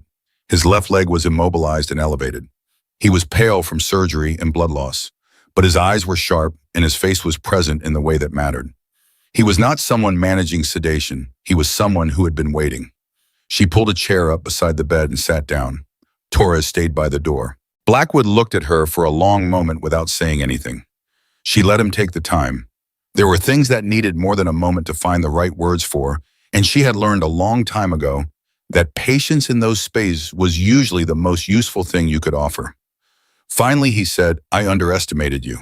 "Yes, sir," she said. "I want you to know I'm not saying that as a formality." "I know," she said. "I looked at you and I made a judgment that had nothing to do with your record, your training, or anything you said in that briefing. I made it before you opened your mouth. That cost us, or it almost did. It almost cost us everything." He held her gaze without flinching from it. "You're the reason we're having this conversation instead of a very different one." She did not argue with him. She did not deflect. She held the weight of what he was saying with the same steadiness she brought to everything. "You would have run those numbers eventually," she said. "Maybe," he said. "Not in time." "No," she acknowledged. "Not in time." He closed his eyes briefly, then opened them. "The citation that command is pursuing, I want you to know I'm supporting it fully. What you did on that hill, the preparation, the calculation, the execution, that's not something that gets covered with standard commendation framework. I'm going to say so explicitly." "Thank you, sir." "Don't thank me for that," he said quietly. "I owe you a great deal more than a written statement." She looked at him, at the honest exhaustion in his face, at the man underneath the rank and the institutional certainty that had defined him when she arrived. He was still a good commander. He was still someone who had run 17 successful canyon approaches and built a team that functioned under extreme conditions. None of that had changed. What had changed was simpler and more significant than any of it. He had looked at her, finally completely without the filter of what he had decided she was supposed to be. She stood up from the chair. "Rest," she said. 8 to 10 months is a long recovery, and you're going to need every day of it." The corner of his mouth moved. Not quite a smile. The closest thing to one she had seen from him. "Specialist Thorne," he said. She paused. "When I'm back on the line," he said, "I want you on my element." She looked at him for a moment. Then she picked up her chair, set it back where she had found it, and walked to the door. She stopped at the threshold and looked back at him. "I'll think about it, sir," she said, and she walked out. Torres fell into step beside her in the corridor. He said nothing for a full 10 seconds, which she was grateful for. Then very quietly he said, "Did you just tell a SEAL team captain you'd think about it?" "I did," she said. Torres made the sound that was not quite a laugh, but was clearly related to one. They walked back through the base in the morning light, and Halley carried herself exactly the way she had carried herself when she arrived. Same pace, same posture, same contained and directed forward attention. 4 feet 9 inches. The same as she had always been, the same as she was always going to be. The desert was quiet. The storm was over. And somewhere on the northern ridgeline of a canyon 40 kilometers northeast, 9 men were exactly where she had left them, under a sky that was clean and blue and absolute. Torres was still walking beside her when Kruger caught up to them near the vehicle line. He was moving with purpose, not quite running the way a large man moves when he wants to cover ground fast without making it look urgent. He fell into step on Halley's left without asking permission, and the 3 of them walked together for a moment before he said anything. "Haskell wants a full element assembly at 1300, Kruger said. "Formal, dress uniform." Torres looked at him. "Today." "Command pushed it through this morning, before the citation paperwork even clears, apparently." Halley kept walking. Her hip was a steady presence she was managing rather than accommodating, and the morning light was sharp enough to make the far ridgeline look close enough to touch. "What kind of formal?" Torres asked. "The kind where people stand at attention and things get set on the record," Kruger said. He looked at Halley without looking at her directly, the sideways attention of a man who is checking something without wanting to make it obvious he's checking. "You should know before you walk in there that word has moved up the chain faster than it normally does. The colonel at regional command made 3 calls this morning. Two of them were about you. She said nothing. I'm not saying that to pressure you, he said. I'm saying it because you've been walking through this base without any idea of what the temperature is behind you, and I think you should know. She looked at him then. What's the temperature? Hot, he said, simply, without performance. She absorbed that the same way she absorbed everything. Filed it, moved on. 1300, she said. I'll be there. She went back to the medical bay at 11:15, not because the hip required it, but because the medical officer had asked for a follow-up assessment, and Halley Thorne did not skip medical assessments. Ren ran the same examination she had the night before, added a brief imaging review, and confirmed the hairline fracture, with the matter-of-fact delivery of someone who delivers bad news and good news at the same speed, because the facts don't change based on how they're packaged. You climbed 800 meters of steep elevation gain on this, Ren said, pressing two fingers precisely to the injury site. Halley did not react to the pressure. Yes. And then descended in storm conditions. Yes. And walked 3 kilometers to extraction. Approximately, yes. Ren looked at her. The look was not admiration and it was not disapproval. It was the look of a medical professional who is integrating information that does not fit neatly into standard patient categories. Restricted activity for 2 weeks minimum, Ren said. No load-bearing movement, no elevated terrain, no. I understand, Halley said. I'm going to need you to actually mean that. I mean it.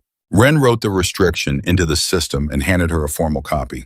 I'm going to put something in the record, she said, something that isn't standard protocol.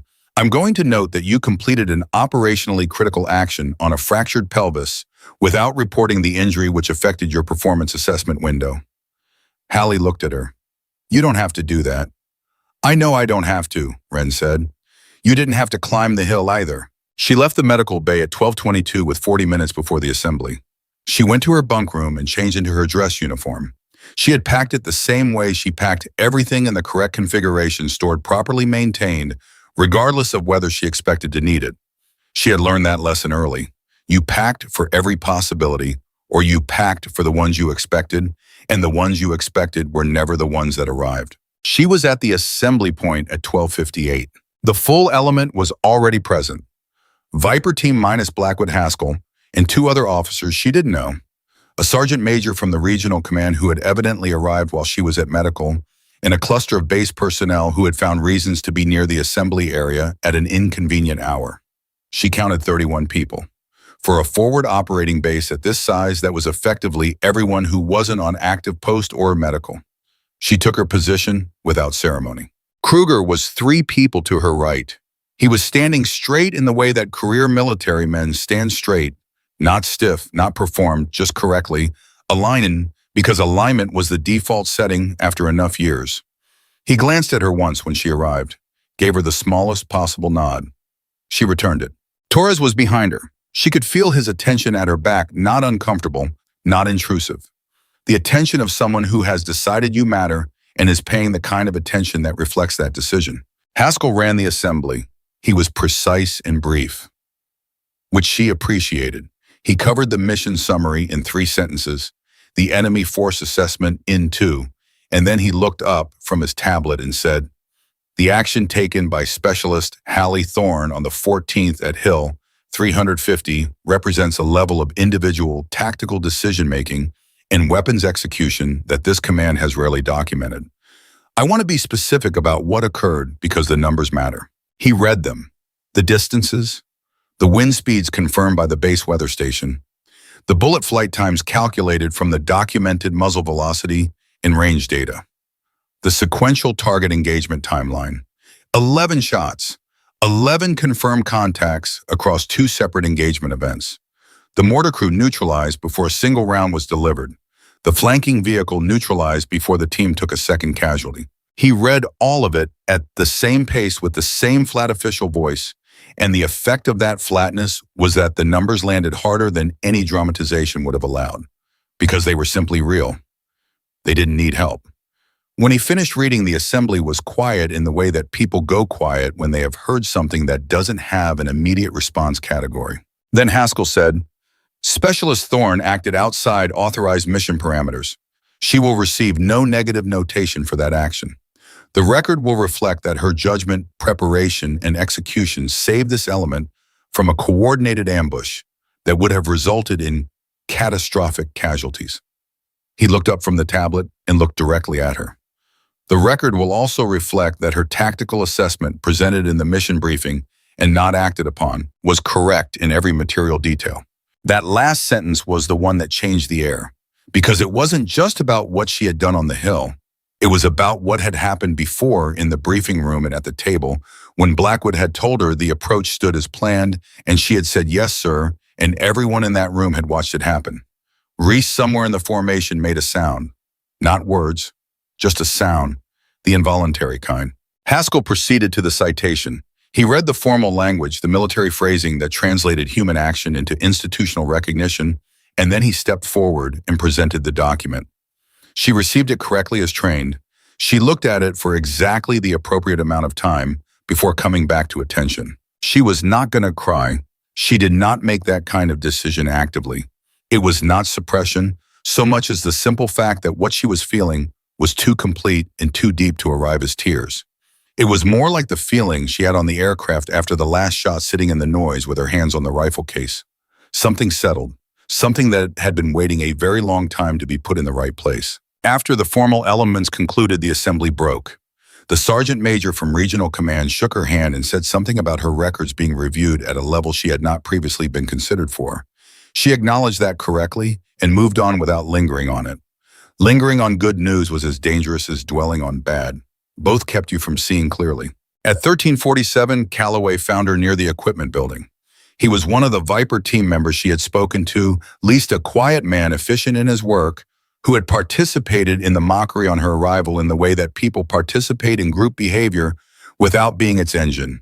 He stopped in front of her, and he looked like someone who had been composing a sentence for several hours and was not entirely sure the composition was finished. "When you arrived," he said, "in the staging bay, I was one of the ones laughing." "I know," she said. "I want to apologize for that." She looked at him directly. He was holding her gaze, and the effort of it was visible, not because he was weak, but because real accountability was effortful for everyone. And the fact that it was effortful made it mean something. "Accepted," she said. He exhaled. Not dramatically. Just the exhale of a man who has said what he needed to say and is now standing on the other side of it. "Can I ask you something?" he said. "Yes."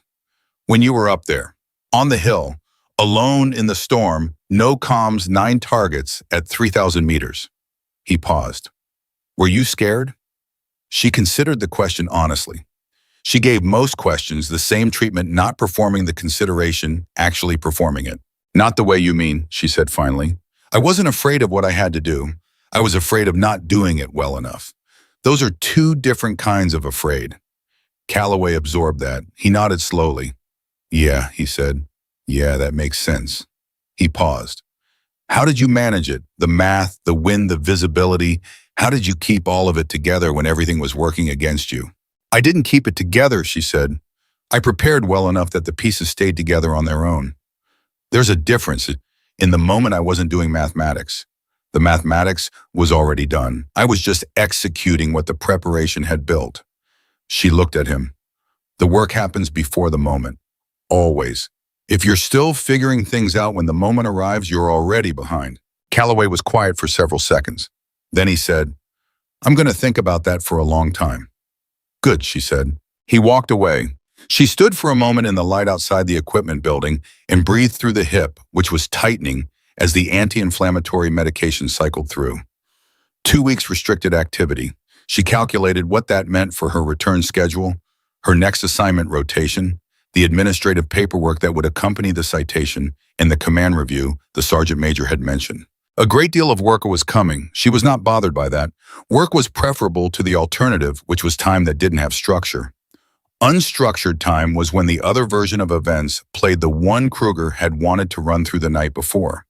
The version where she had missed the first shot, or where the storm had arrived 7 minutes earlier and closed the engagement window entirely, or where the reaction vehicle had been faster than it was. She ran that version once now, standing in the morning light. She ran it through from the beginning.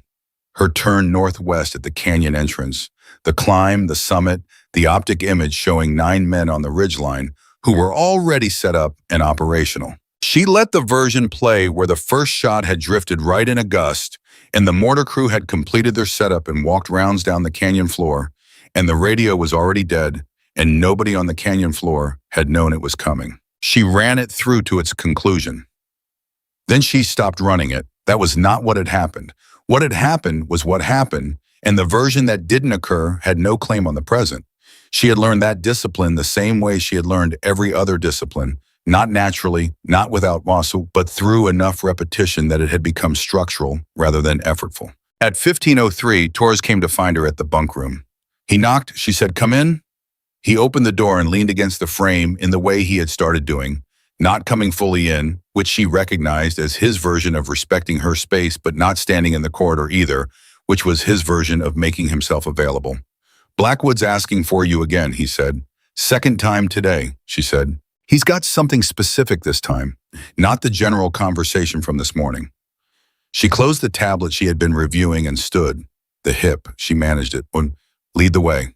Blackwood looked better than he had that morning. Color returning the acute post-surgical pallor, giving way to something closer to his actual complexion.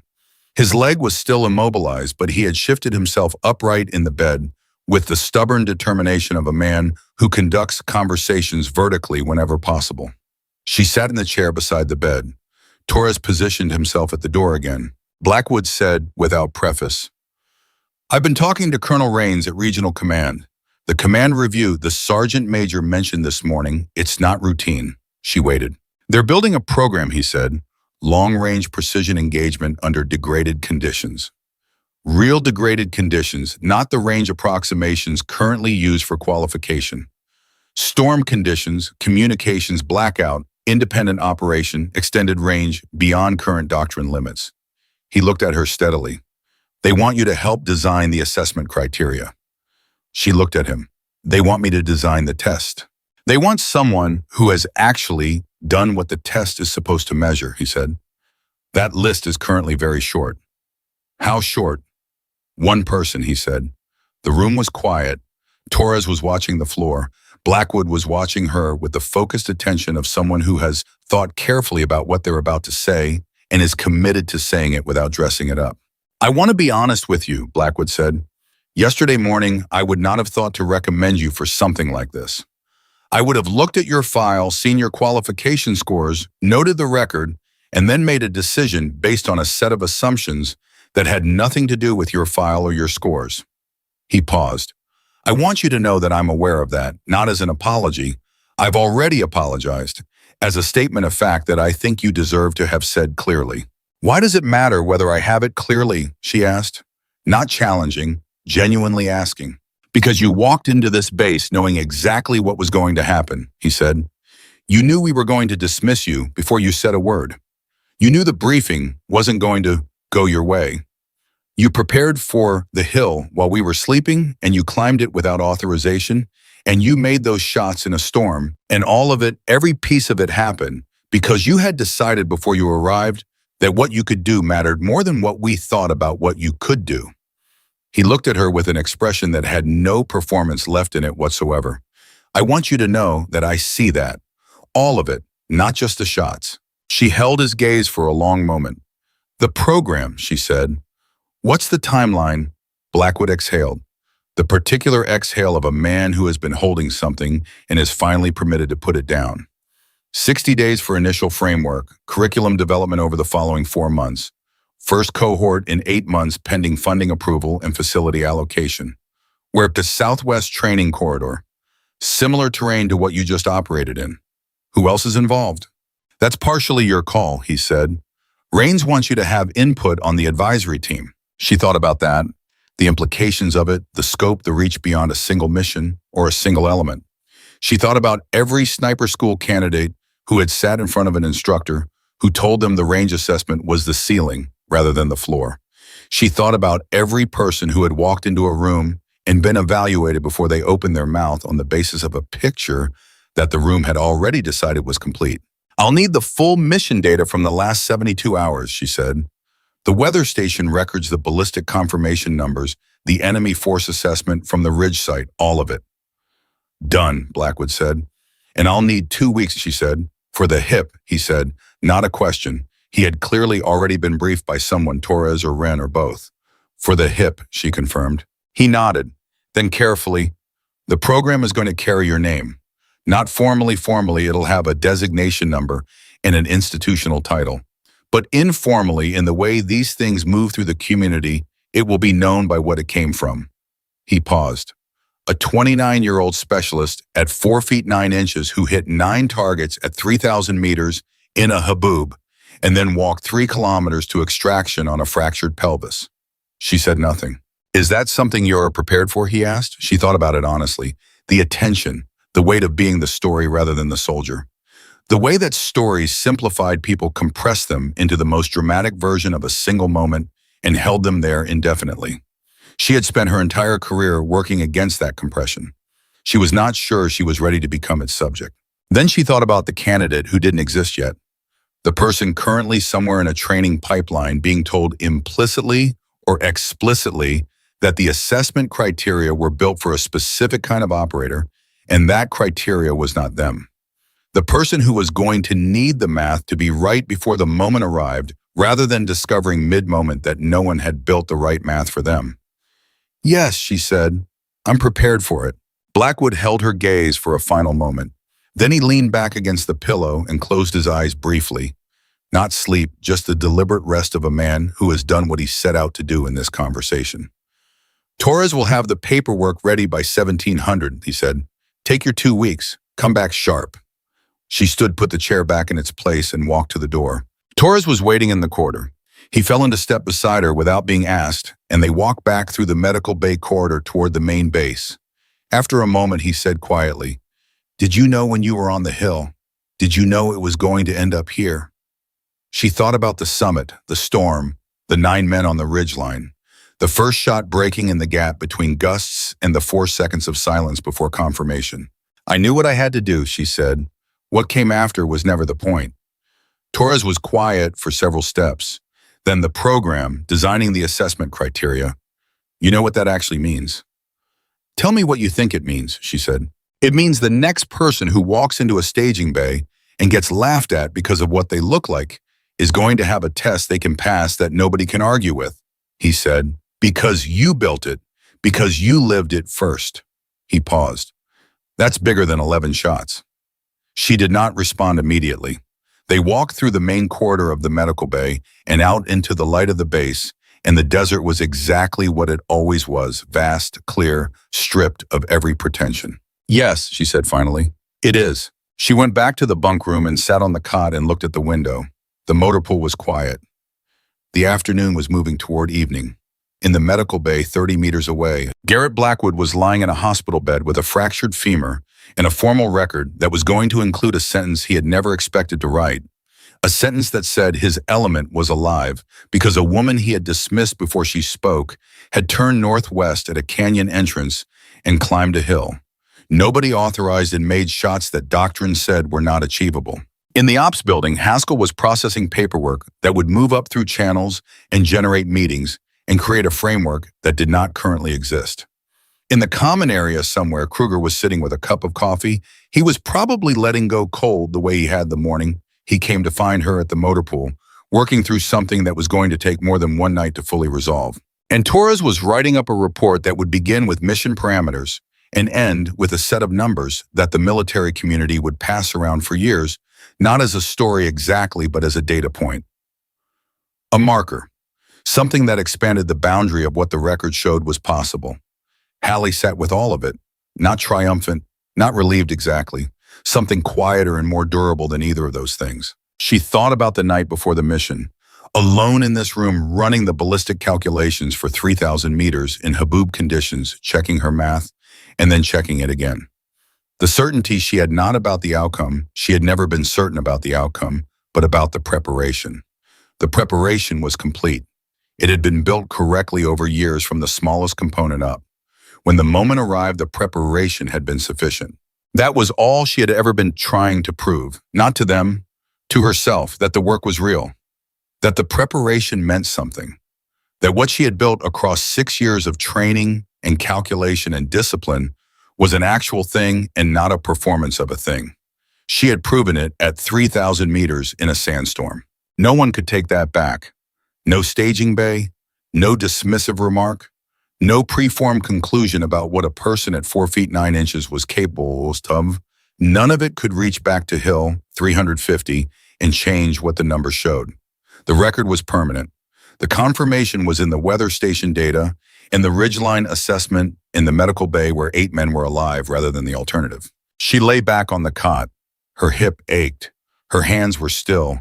The desert outside was going gold as the sun moved toward the horizon, and somewhere on the northern ridgeline of a canyon 40 kilometers away, the storm had left everything clean. She had walked into FOB Sentinel as the soldier they called a doll.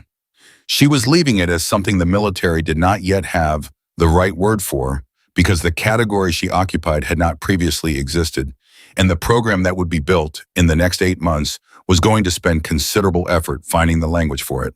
The language would come. The numbers already existed. 3,060 meters, 50-plus knots, 9 shots, fractured pelvis in a 3-kilometer walk in a team that came home because she had turned northwest when everyone else turned northeast. She had not needed their belief. She had needed their absence long enough to do her job. And then she had done it. The doll they had laughed at on a Tuesday morning had rewritten the doctrine by Wednesday afternoon. And she had done it not to prove them wrong, but because the math was right and the team was in danger, and there was exactly one person on that base who had prepared for that specific problem at that specific distance in those specific conditions. That person was 4 feet 9 inches tall. She had a fractured pelvis in a 2-week medical restriction, in a program to build, in a community to change, and a record that no one who had been in that staging bay on Tuesday morning was ever going to forget. Size does not determine range. Appearance does not determine accuracy. And the battlefield, which does not care about any of the things that people use to judge each other in rooms, had recorded its verdict in the only language it ever used. The numbers did not lie. They never did. And Halley Thorne had known that longer than any of them.